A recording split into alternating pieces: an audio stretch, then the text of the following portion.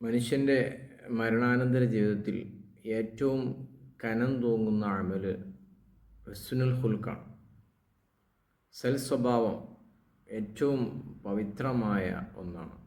ഒരു വ്യക്തിയെ മറ്റൊരു വ്യക്തിയോട് അടുപ്പിക്കുന്നത് ആ മനുഷ്യൻ്റെ സ്വഭാവമാണ്. അതുകൊണ്ട് തന്നെ പരിശുദ്ധ ഇസ്ലാം സ്വഭാവത്തിന് വളരെയധികം പ്രാധാന്യം കൊടുക്കുന്നുണ്ട്. പരിശുദ്ധ ഖുർആനിൽ സൂറത്തു ശുഅറായിലെ 88, 89 ആയത്തുകളിലായിട്ട് പറയുന്നു, യൗമ ലാ യൻഫഉ മാലും വലാ ബനൂൻ ഇല്ലാ മൻ അത്തല്ലാഹ ബിഖൽബിൻ സലീം. നാളെ അള്ളാഹുവിൻ്റെ മുമ്പിൽ ഹാജരാക്കപ്പെടുന്ന ഖിയാമത്തിൻ്റെ ദിനത്തിൽ മനുഷ്യർക്ക് അവരുടെ മക്കളും സമ്പത്തുമൊന്നും ഉപകാരപ്പെടാത്ത ഒരു ദിവസത്തിൽ ഇല്ലാമൻ അത്തല്ലാഹ ബി ഖൽബിൻ സലീം, സലീമായ ഹൃദയവുമായിട്ട് അള്ളാഹുവിനെ സമീപിക്കുന്നവർക്ക് മാത്രമാണ് അവിടെ രക്ഷയുള്ളത്. ഷിർക്കിൽ നിന്നും കുഫറിൽ നിന്നുമൊക്കെ രക്ഷപ്പെട്ട സലീമായ ഹൃദയം, അതോടൊപ്പം അവൻ്റെ മനസ്സ് സലീമായിരിക്കുക എന്ന് പറഞ്ഞാൽ സ്വഭാവം ഷിർക്കും കുഫറുമൊക്കെ ഇല്ലാതിരിക്കുക, അതുമായി ബന്ധപ്പെടാതിരിക്കുക എന്ന് പറഞ്ഞാൽ തന്നെ അതൊരു മഹത്തായ സ്വഭാവമാണ്. അതുകൊണ്ട് തന്നെ മഹാന്മാരായ പണ്ഡിതന്മാരൊക്കെ സ്വഭാവത്തെ വളരെയധികം പ്രകീർത്തിച്ച് പറഞ്ഞവരാണ്. ഒരാളുടെ സ്വഭാവം ടെസ്റ്റ് ചെയ്യാനുള്ള ഏറ്റവും നല്ല ഒരു മാർഗമെന്ന് പറയുന്നത് അത് അദ്ദേഹം ദേഷ്യമുണ്ടാകുന്ന സമയത്ത് എങ്ങനെയാണ് ആളുകളോട് പെരുമാറുന്നത് എന്ന് തന്നെയാണ്. ദേഷ്യമുണ്ടാകുന്ന സമയത്താണ് മനുഷ്യൻ്റെ സ്വഭാവം ശരിക്കും മനസ്സിലാകുന്നു. മഹാനായ ഇബ്നു മസ്ഊദ് റളിയല്ലാഹു അൻഹു അവിടുന്ന് സ്വഭാവം പരിശോധിക്കാനുള്ള ടെസ്റ്റായിട്ട് പറഞ്ഞത് ക്ഷമയാണ്. ഉൻദുറു ഇലാ ഹിൽമി റജുലി ഇൻദ ഖളബിഹി, ഒരാളുടെ ക്ഷമയിലേക്ക് നിങ്ങൾ നോക്കേണ്ടത്, ക്ഷമ മനസ്സിലാക്കാൻ പറ്റുന്ന ഒരു സന്ദർഭം എന്ന് പറഞ്ഞാൽ അദ്ദേഹത്തിൻ്റെ ഖളബ്, ദേഷ്യം വരുന്ന സമയത്താണ് ഒരാളുടെ ക്ഷമ മനസ്സിലാവുക. ആ ക്ഷമ എന്ന് പറഞ്ഞാൽ അതൊരു സ്വഭാവത്തിൻ്റെ ഭാഗം കൂടിയാണ്. മഹാനായ തിരുനബി സല്ലല്ലാഹു അലൈഹി വസല്ലമയോട് ഒരിക്കൽ ഒരാൾ വന്ന് പറഞ്ഞു, നബിയെ നിങ്ങൾ എന്നെ ഉപദേശിക്കൂ.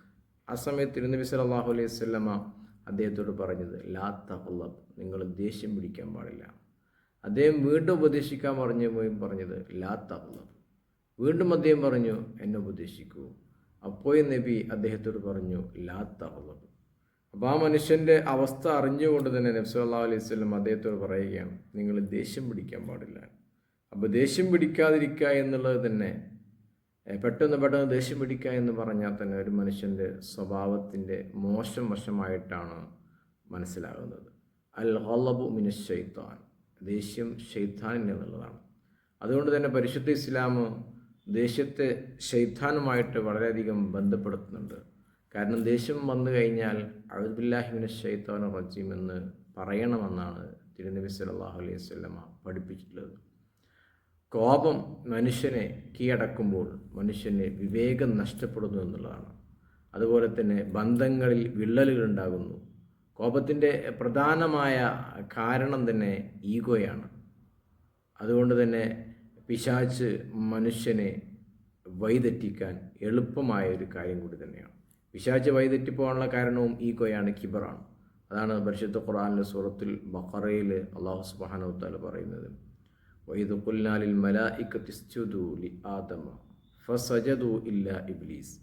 നാം ആദം നബിക്ക് സുജൂദ് ചെയ്യാൻ വേണ്ടിയിട്ട് മലക്കുകളോട് കൽപ്പിച്ചപ്പോൾ ഫസജദൂ അവരെല്ലാവരും മലക്കുകളൊക്കെയും ആദം നബിക്ക് സുജൂദ് ചെയ്യുകയും ഇല്ല ഇബ്ലീസ് ഒഴികെ. കൂട്ടത്തിലുണ്ടായിരുന്ന ഇബ്ലീസ് സുജൂദ് ചെയ്തില്ല. അബ വസ്തക്ബറ, ഇബ്ലീസ് അവിടെ കിബർ കാണിച്ചു, ഈഗോ കാണിച്ചു, അവൻ അതിൽ നിന്നും പിൻവാങ്ങി എന്നുള്ളതാണ്.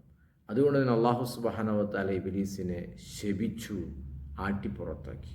അപ്പോൾ ഈഗോ ഒരു കിബറായിരുന്നു അതിന് കാരണമായി വർത്തിച്ചതെന്നുള്ളതാണ്.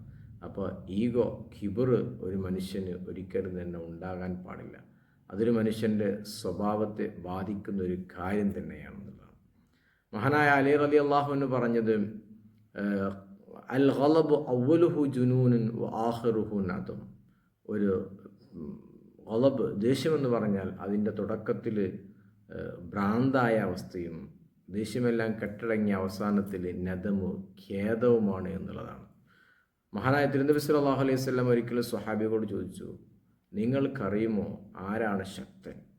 അപ്പോൾ സ്വഹാബികൾ പറഞ്ഞു, ഞങ്ങളിൽ ശക്തൻ നന്നായി യുദ്ധം ചെയ്യാൻ കഴിയുന്ന നല്ല മസിൽ പവറുള്ള ആളാണ് എന്നൊക്കെ പറഞ്ഞ് അവരഭിപ്രായം പറഞ്ഞപ്പോൾ തിരുനബി സല്ലല്ലാഹു അലൈഹി വസല്ലം പറഞ്ഞു, ലൈസ ശദീദു ബിസ്സുർഅ, തീർച്ചയായിട്ടും ശക്തനെന്ന് പറഞ്ഞാൽ അവൻ പരസ്പരമുള്ള മൽപിടുത്തത്തിൽ വിജയിക്കുന്നവനല്ല. ഇന്നമ ശദീദുല്ലദീ യംലികു നഫ്സഹു ഇൻദൽ ഗളബ്, തീർച്ചയായിട്ടും ശക്തനെന്ന് പറഞ്ഞാൽ ദേഷ്യം വരുമ്പോൾ സ്വന്തം ശരീരത്തെ പിടിച്ചു നിർത്താൻ കഴിയുന്ന ആളാണ് ശക്തൻ എന്ന് തിരുനബി സല്ലല്ലാഹു അലൈഹി വസല്ലമ സ്വഹാബികൾക്ക് പഠിപ്പിച്ചു കൊടുക്കുകയാണ്. സൂറത്തു ആലി ഇമ്രാനിൽ അല്ലാഹു സുബ്ഹാനഹു വതആല പറയുന്നുണ്ട്, മുത്തഖീങ്ങളുടെ പ്രത്യേകത പറയുന്നിടത്ത് പറയുന്നു, അല്ലദീന യുൻഫിഖൂന ഫിസ്സറാഇ വല്ലറാഇ വൽകാളിമീനൽ ഗൈള വൽ ആഫീന അനിന്നാസ്. മഹാന്മാരായ മുത്തഖീങ്ങളായ മനുഷ്യന്മാരുടെ പ്രത്യേകത പറയുമ്പോൾ അല്ലദീന യുൻഫിഖൂന ഫിസ്സറാഇ വല്ലറാഇ, അവർ സന്തോഷത്തിലും സന്താപത്തിലും അള്ളാഹുവിൻ്റെ മാർഗത്തിൽ ചെലവഴിക്കുന്ന ആളുകളാണ്. വൽകാളിമീനൽ ഗൈള വൽ ആഫീന അനിന്നാസ്, അവർ ദേഷ്യത്തെ വിഴുങ്ങുന്നവരും വൽ ആഫീന അനിന്നാസ്, ജനങ്ങൾക്ക് അവർ പുറത്തു കൊടുക്കുന്നവരുമാണ്. അപ്പോൾ ദേഷ്യത്തെ വിഴുങ്ങുക എന്നുള്ള ഒരു പ്രയോഗമാണ് അല്ലാഹു തആല പരിശുദ്ധ ഖുർആനിൽ കൊണ്ടുവന്നത്. അപ്പോൾ ദേഷ്യം വിഴുങ്ങിയിട്ടാണെങ്കിലും അത് ഒഴിവാക്കേണ്ട ഒന്നാണ്. ദേഷ്യം പിടിച്ചാൽ പല പ്രശ്നങ്ങളും സമൂഹത്തിലും കുടുംബത്തിലും വ്യക്തികൾക്കുമൊക്കെ ഉണ്ടാകുന്നു എന്നാണ് അതിൽ നിന്ന് നമ്മൾ മനസ്സിലാക്കേണ്ടതുള്ളത്. മാത്രമല്ല സൂറത്ത് ശൂറ 37-ാമത്തെ വചനത്തിൽ അല്ലാഹു തആല പറയുന്നു, വഇദാ മാ ഗളിബൂഹും യഗ്ഫിറൂൻ, മുത്തഖീങ്ങളായ മനുഷ്യന്മാർ അവരുടെ ദേഷ്യം വന്നാലും അവർ പുറത്തു കൊടുക്കുന്നവരാണ്. വഇദാ മാ ഗളിബൂഹും യഗ്ഫിറൂൻ, അവർ ദേഷ്യം വന്നാലും അവർ പുറത്തു കൊടുക്കുന്നവരാണ്. പലപ്പോഴും മനുഷ്യന്മാർക്ക് നല്ല സ്വഭാവത്തിലാവുമ്പോഴാണ് അവർ പുറത്തു കൊടുക്കലും എല്ലാ കാര്യങ്ങളും ചെയ്യലും.